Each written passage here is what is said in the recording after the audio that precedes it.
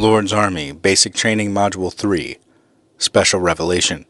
Different translations. Now that we've established that you can have absolute confidence that the Bible we read today is very close to the inspired Word of God, you may now be wondering why there are so many different Bible translations and versions in today's Western world.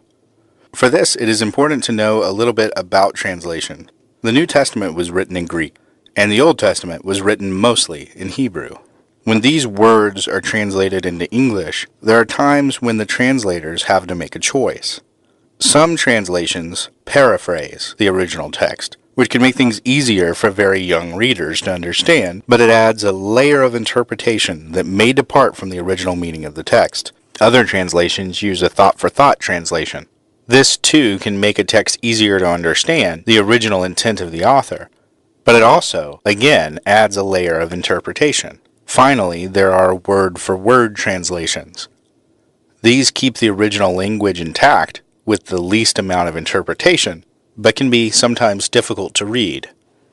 Really, the typical Christian home will have and should have a few different translations. That's ideal because there's not a single English translation of the original text that does not have limitations.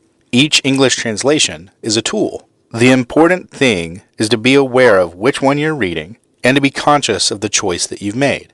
Everything with the Lord's Army, unless explicitly stated, uses the NASB, which uses a very high formal equivalence, which is a fancy way of saying word for word methodology, and is therefore very near the original text.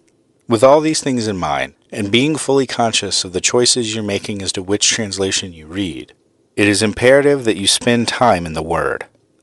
You can have full confidence that the Bible you hold in your hand today is the inspired Word of God. It is your supply line in the war that you are fighting every single day. And just as in all war, your enemy is going to seek in every way to cut off your supply chain, be aware.